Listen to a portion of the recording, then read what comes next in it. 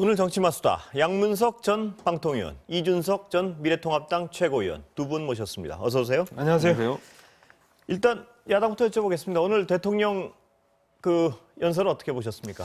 아무래도 정권 이제 마지막을 예. 향해 가는 그런 시점이기 때문에 어떤 새로운 것을 추진하겠다는 의지는 좀 밝히기 어려우셨던 것 예. 같고, 다만 이제 코로나 극복에 대한 의지라든지 아니면 경제 회복에 대한 어떤 비전을 제시하는데 예. 그 부분에 대해서 뭐 국민 다수가 공감할 것이고 예. 그렇게 되기를 꼭 바랄 것입니다. 그리고 특기할 만한 점으로는 부동산 정책에 대해 가지고 대통령 입에서 처음으로 이제 송구하다는 표현이 나왔는데 어쨌든 그런 현실의 인식을 바탕으로 해가지고 이번에 장관도 새로 이제 나왔으니까 좀 부동산 정책 궤를 좀 대통령께서 천명하신 것 좀 공급 위주의 정책으로 틀었으면 좋겠습니다. 예, 자 공급 위주 구체적인 방안에 대해서는 조금 이따 다시 말이에요. 예.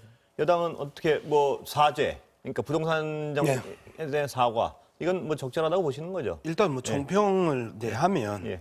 회복, 예. 포용, 도약, 예. 뭐 코로나 이전으로 회복하고 예. 그다음에 이제 저소득층이나 자영업자들을 함께 포용적으로 회복하는 그러면서 이제 그 G7을 능가하는 예. 그 도약, 이제 선도국가의 도약 이 세 키워드를 중심으로 해서 지난해하고 올해하고 달라진 게 크게 저는 이제 두 가지 그리고 아주 의미 있게 보는 게 두 가지인데요. 솔직한 사과, 예.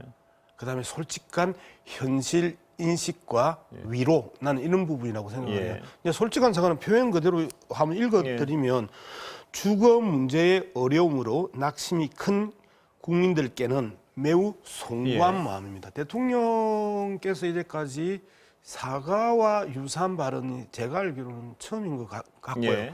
지난해 부동산 정책하고는 완전히 달라졌죠. 지난해는 억제 규제, 수요 예. 억제에 대한 부분 그리고 투기 세력과의 전쟁 이렇게 왔는데 특별히 공급 확대라는 예. 표현을 썼단 말이에요. 예. 그런 측면에서 본다라면 정책의 전환과 정책에 있어서 일정한 실패에 대한 인정. 솔직한 예. 사과로 예. 이어지면서 정책의 변경으로 이제 나타나는 전환으로 보시는 거군요. 그러니까. 저는 전환으로 봅니다. 예. 왜냐하면 변창흠 국토부 장관을 기용함으로써 변창흠 장관이 가지고 있는 공공개발 고밀도 아파트 그다음에 그 도시 재생 그다음에 민간을 통한 공급, 예. 민간 사업자를 통한 공급 이러한 부분들이 그 변창흠 장관의 기본적인 정책 기조였거든요. 예. 그걸 갖다가 대통령이 이 표현을 했다라고. 그 중에 굉장히 눈에 눈길을 사람들이 주목해서 보는 부분이 양도세 인하하느냐 네. 이 부분인데 어떻게 하세요? 당에서 좀 소식은 들어보셨습니까? 자, 이제 그쪽? 두 예. 가지 측면이라고 생각을 합니다. 이번에 그 정책 변화에 대한 부분이 하나는 공급의 예. 확대고 그다음에 세제 규제의 완화로 이제 보는 거고요. 이 세제 규제의 완화 속에서 양도세가 포함된다. 저는 그렇게 보고 있습니다. 예. 그쪽으로 가는 겁니까? 양도세?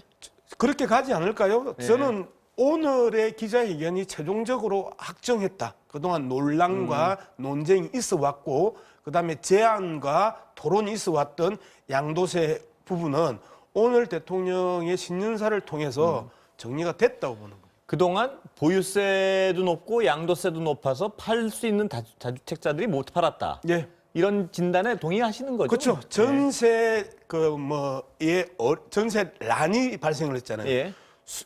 수요는 많은데 공급이 예. 안 됐던 결정적인 이유 중에 하나가 절대적인 함께 세제에 있어서의 양도세 문제가 제가 상당히 왜 이 걸림돌이 부분을 여쭤봤냐면요. 네네. 여당 내에서 양도세 인하에서는 굉장히 논란이 있는 사안 아니었나요, 기존에? 예, 논란이 예. 있었고요. 그리고 이제 다수의 입장으로 그 양도세 규제 완화, 세제 완화가 방향을 정해서 가고 있는 상황이었고 여기에서 대통령이 오늘 이 송구한 마음이다라고 표현했던 여기에 정책 전환이 정확하게 있다. 알겠습니다. 공급과 알겠습니다. 세제의 문제로. 예.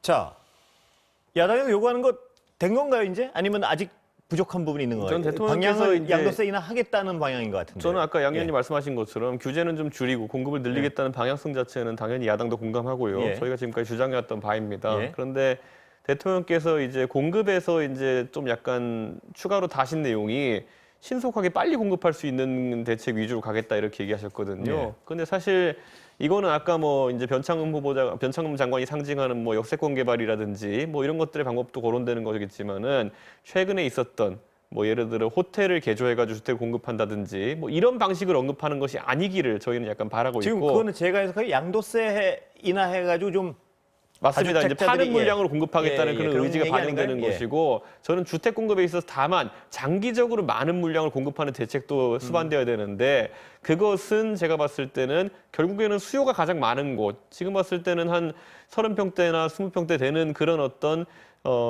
중소형 주택에 대해 가지고 젊은 사람들의 30대, 40대 수요가 굉장히 많거든요. 그런 경우에는 서울 시내에서 그런 주택 공급하려고 그러면은 재건축 재개발 주택의 정책에 대한 어떤 예. 조정도 필요한 그 것이거든요. 부분 좀 여쭤볼게요. 재건축 재개발은 어떻습니까? 당에 공급에는 두 축이 있는 예. 거죠. 하나는 그 새롭게 지어서라는 이야기를 제가 고밀도라고 예. 표현했잖아요. 뭐 4층짜리, 5층짜리 건물을 15층, 20층, 30층으로 올려내는 예. 이런 더 많이 그 물건을 만들어내는 예. 과정에서의 공급이 하나가 있고, 예. 그 다음에 쥐고 계속 못 놓는 그 이 집주인들한테 낼 수 있게 그 양도세 하는 말씀하시죠. 부분 이제 예. 그 양도세 예. 이제 세제 문제와 예. 실질적인 건축 문제가 그 한꺼번에 예. 특별한 공급 확대 정책에 포함되어 있다는 예, 거죠. 그래서 제가 여쭤보는 게 야당에서 지금 예. 그 이채고 말씀하셨지만 재건축 재개발은 여당에서 굉장히 거부감이 많은 부분 아닙니까? 네. 그 부분은 어떻게 되는 건가요? 근데 그런 부분 또한 예. 그 계속해서 이 이제 박원순 전 서울시장 예. 때부터 강하게 그것들을 규제하면서 도시의 스카이라인을 예. 이야기를 하고 그다음에 숲 뭐 이런 부분들 그다음에 친자연 이런 부분들을 많이 강조를 했음에도 불구하고 많은 그 이 비판들을 또 한번 직면을 했습니다. 그래서 기본적으로 공급 없는 그 집값 안정은 없다.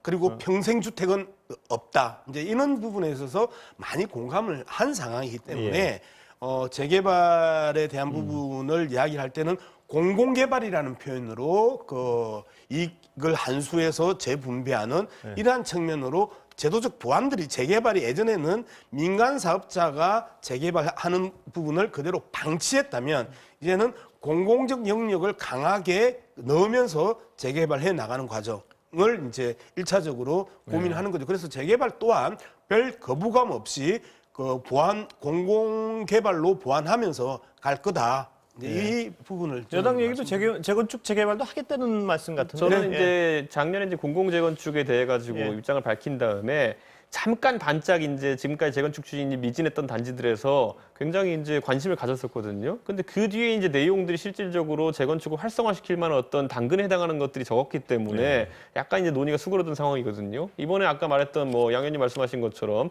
공공이익 환수라는 것이 적정선이 얼마인지 네. 그리고 또 어떻게 하겠다는 것인지 돼 가지고 좀 더 세밀하게 안을 내야죠. 지금 같은 경우에는 추가 용적률을 주고 뭐 추가된 물량의 50% 정도를 공공이 가져가고 뭐 이런 정도의 개괄만 되어 있는데 네. 그것만으로는 아직까지 단지들이 사업 추진하는데 결심하기 어려운 상황입니다. 알겠습니다. 그럼 이 부분은 안 나오면 다시 한번 논의해 보겠습니다. 예, 구체적으로 안 나오면.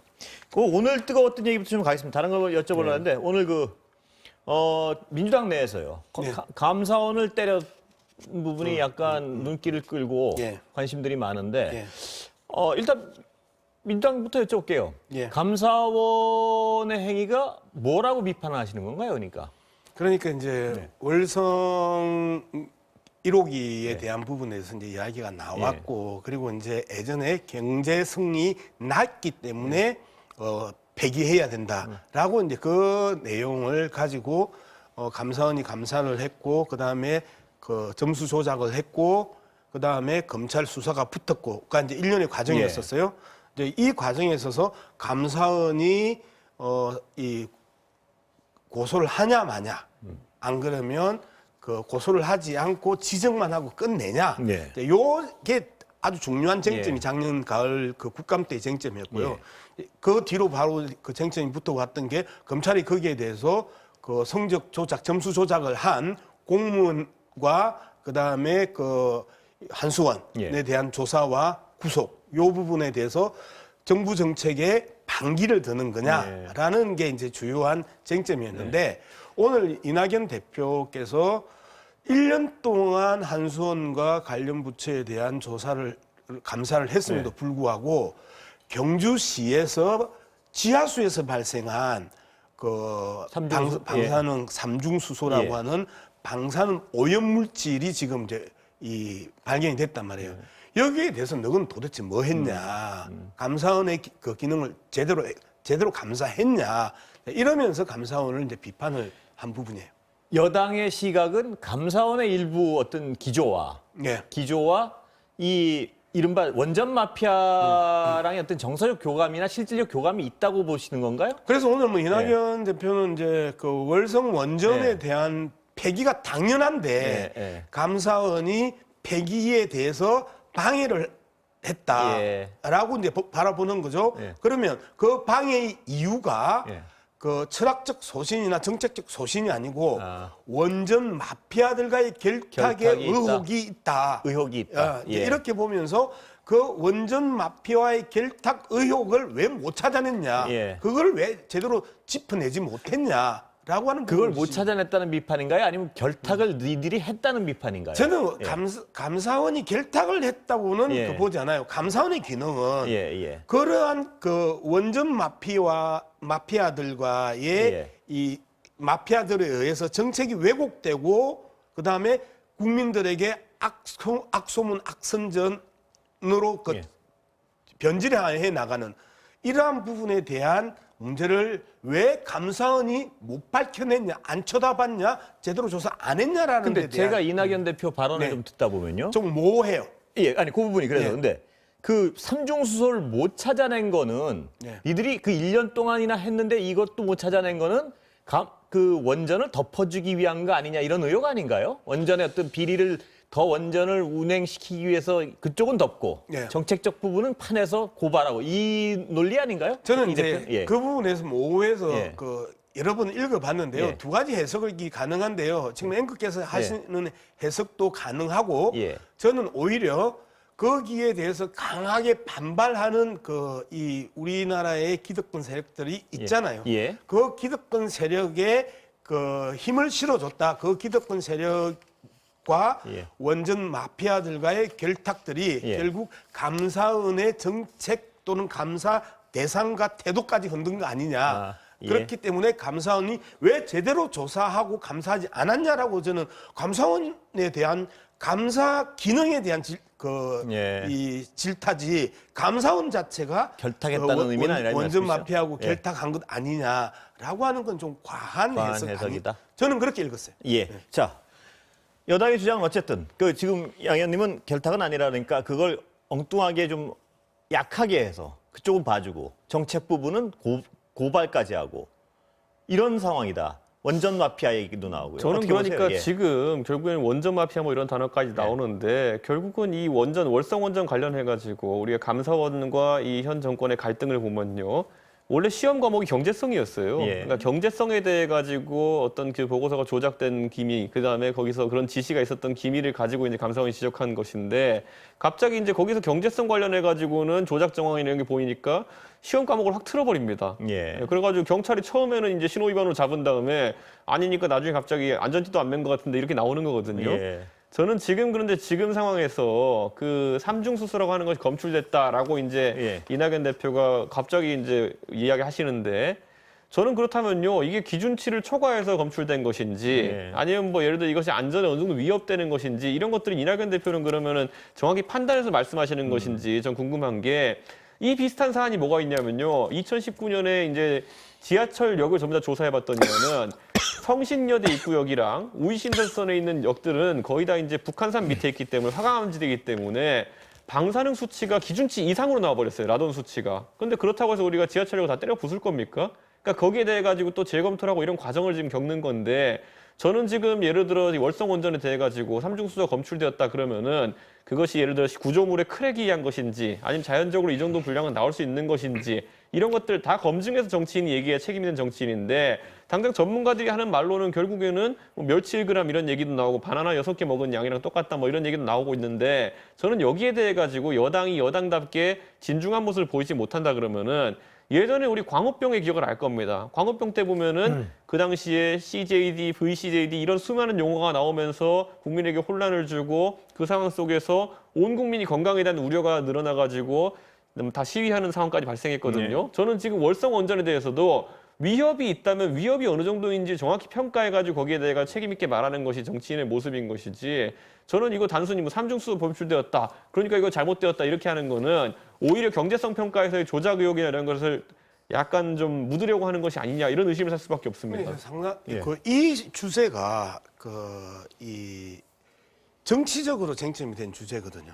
그래서 그 야당 같은 경우에는 원전을 계속 해야 된다고 그 집권 여당 같은 경우에는 원전 여기서 그만둬야 된다 하면서 치열하게 논쟁해 왔던 내용이고 이 내용에 대해서 그 삼중수소를 우리가 들은 건 오늘 처음이에요. 예. 그죠? 오늘 처음이라고. 그리고 그러면 집권당의 대표가 이 삼중수소가 이 지하수에서 발견이 됐는데 이 부분에 대해서 충분한 그 정보를 가지고 있겠지요. 그렇기 때문에 이 문제를 전면화시키면서 감사원을 그 타격을 했겠지요. 그래서 이거는 지금 현재 우리가 지금 이채구가 이야기하는 내용은 논의할 수 있을 정도의 정보가 아직까지 덜 공개된 상황이니까 예. 옳다 그러다 그다음에 가볍다 무겁다를 논의하기에는 좀 무리다. 그리고 그러니까 제가 여기서 신중하게 이낙연 대표가 이야기를 했을 수도 있고 그리고 지금 이채구 이야기대로 가볍게 이야기했을 수도 있는데 지금 삼중수소라는 이 방사능 물질을 나도 처음 듣고 아마 이채구도 처음 들었을 텐데 이 논의가 얼마만큼 더 많은 정보와 논쟁이 되느냐에 따라서 다시 한 번 더 진중함의 그 결과냐 가벼움의 결과냐를 따질 수 있습니다. 그리고 잠깐 저는 이제 제가 이제 예. 한 가지만 덧붙이자면요. 결국에는 우리가 보통 오염물질이라는 것을 얘기할 때 기준치를 보통 이야기합니다. 예를 들어 폐수구에서 무슨 뭐 화학적 산소 요구량이 얼마인데 그거 이상이다 뭐 이런 걸 얘기하거든요. 자, 그리고 뭐 나비 검출됐다 그러면은 몇 ppm이다 이런 걸 얘기하거든요. 자, 지금 같은 경우에는 그냥 삼중수소가 있다 이러고 끝이에요. 그러니까 그것이 기준치 아까 제가 말씀드렸지만은 이런 것에 비춰서 이야기하지 않는 한 제가 봤을 때는 정확한 데이터를 갖고 있지 않다고 판단할 수밖에 없는 겁니다. 예. 모든 오염 물질이 기준치를 가지고 있지 않아요.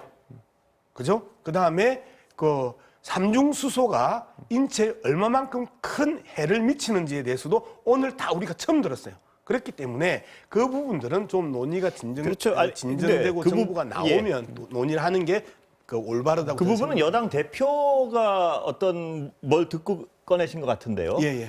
그렇다면 이 논의가 이루어지려면 이게 어느 정도 양이고 진짜 아까 말했듯이 네. 어느 정도의 폐해를 일으키는 것이 이게 과연 자연 상태에서 나올 수 있는 건지. 예. 근데 궁금한 거 하나는요. 감사원이 그런 게 이게 자연 상태에서 나올 수 없는 소량이라도 나왔다면 그거에 대해서 이게 나왔지만 이건 이런 문제가 안 된다는 정도의 발표가 있었어야 되는 거 아닌가요? 그게 만약 치명적인 물질이라면. 감사원이 어쨌든 처음에 경제성이 아니라 예를 들어 안전성에 대해 가지고 예를 들어 모든 문제를 살필 수 있겠지만 예를 들어 원전 같은 경우에는 저도 보고서를 몇 개 봤지만은 구조물 안전성이라는 지는 굉장히 따지는데 예를 들어 뭐 지진에 얼마나 그 안전한가 내진 설계 어떻게 잘 돼 있냐 이런 걸 따지는데 지하수 문제까지 다루지 못했다 그러면 제 생각에는 약간 미진한 부분이 있었던 것일 테고요. 하지만 아까 말했던 것처럼 그것이 미진한 부분인지 아니면 의도적으로 배제한 것인지 이런 건 완전 다른 내용이거든요.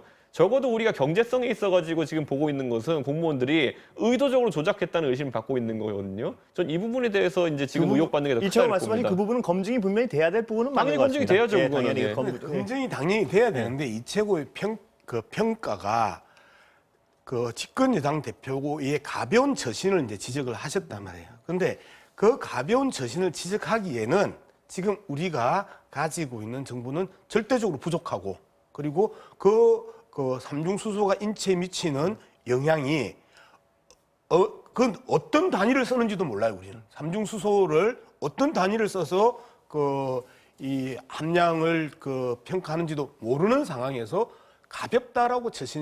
가벼운 처신이라고 지적한 건 좀 무리다라고 저는 이야기하는 걸 지금. 그러니까 그 부분 지금 팩트를 두 분 다 완전히 모르는 상태에서 그 논쟁할 부분보다는 하여튼 그 부분 감사원이 과연 인지를 하고 그것을 의도적으로 했는지에 대한 검증은 분명히 이루어져야 될 것 네, 같습니다. 저는 그리고 이낙연 대표께서 하루 빨리 어떤 자료를 근거로 해가지고 예. 이런 말씀하셨고 그것도 기준치 얼마 뭐 이상인지를 말씀하셔야겠죠. 얘기하셔야 될 게 아까 저는 양형 말씀하신 것처럼 자료를 안 보고 말했으면 그건 웃긴 거고요. 봤으면 거기에 분명히 적혀 있을 겁니다. 어느 양이 검출되었고 기준치가 얼마인 것이. 그걸 얘기 안 하는 건 그것도 얘기할 직무유기입니다. 필요가 있는 것 같습니다. 어떤 근거로 어떻게 예. 자, 아마 삼중수소가 뭐며 예. 인체에 어떤 해로 네. 그 영향을 미치며 그 함유량이 어느 정도에 따라서 치사율이 나오는지 그다음에 어떤 병을 유발시키는지에 대해서 이제는 본격적으로 예. 그 정부가 쏟아질 거예요.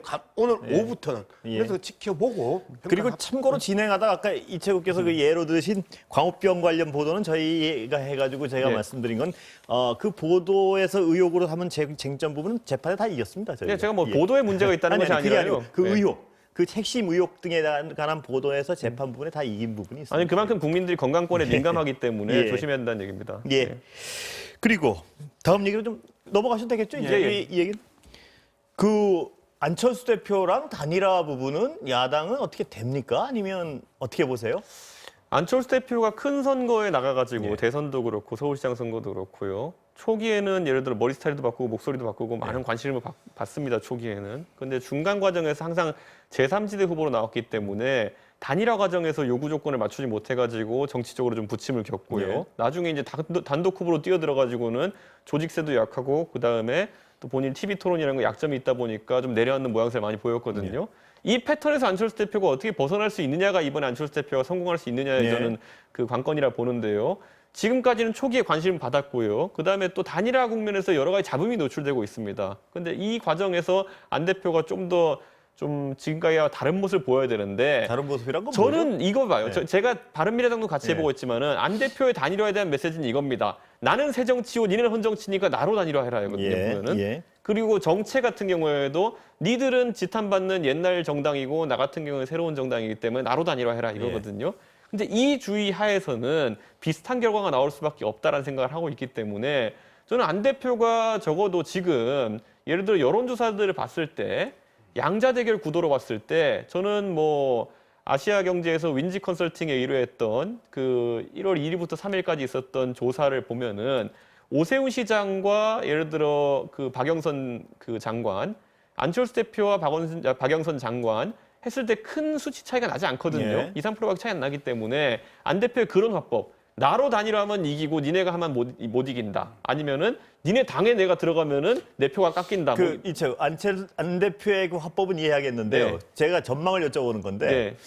그래서 결국 여당에서는 3파전 되고 뭐 이런 상황을 기대하고 계신 것 같은데 그렇게 저는 안 갔나요? 대표가 예. 그런 센스를 그대로 유지한다 그러면 3파전까지 나올 수 있다 이렇게 그렇게 보는 보세요? 거고요. 예. 제가 그냥 그 확인할 수 있는 거는 저희 당에서도 사실 그런 안 대표가 지금까지 계속 그랬던 적이 있기 예. 때문에 항상 3파전을 염두에 두고 움직입니다. 그래도 가능성 어떻습니까? 3파전 그것에 대해 대만만에. 저희가 연구를 했고 예. 저희는 오늘 이제 김종인 위원장도 그래서요, 여쭤보는 안 대표에 대해 가지고 예. 그렇게까지 매달릴 필요가 없다는 취지로 얘기했는데 그게 의미하는 바가 뭔지를 시청자들 아실 거라고 봅니다. 예. 오늘 김종인 그 비대위원장 그 발언 예. 중에 오세훈 후보에 대해서 강하게 질타를 합니다. 예. 이렇게 표현해요. 대체 무슨 생각으로 서울시장에 출마를 하려고 하는지 예. 모르겠다. 예. 안철수가 입당하면 안 나가고 입당하지 않으면 예. 나가겠다. 예. 이게 뭐야? 예. 그다음에 또 이 당대당 통합에 대해서 네가 뭔데 지도부하고 논의도 하지 않고 함부로 떠들고 예. 그래서 안철수하고 그걸 가지고 토론을 해? 예. 이제 이런 류였거든요. 어쨌든 지금 국민의힘 내부에 있어서 오세훈, 나경원 후보 단일화의 문제가 1차적인 것 같아요. 네. 그리고 오세훈, 나경원이 그 붙어서 당내 경선을 붙는 순간에 안철수 그 후보의 지지율은 그 예. 언론의 노출 빈도 수만큼 역전될 가능성이 아주 높고 예. 그래서 결국은 예. 그 더불어민주당 대 국민의힘 후보의 이 결성전 싸움으로 안 대표는요. 어떻게 하세요? 저는 2강 1중 스탠스가 3파전이 나올 될 거다. 가능성이 역시 예. 많다고 보시는 건가요? 예. 결국 단일화 안 되고.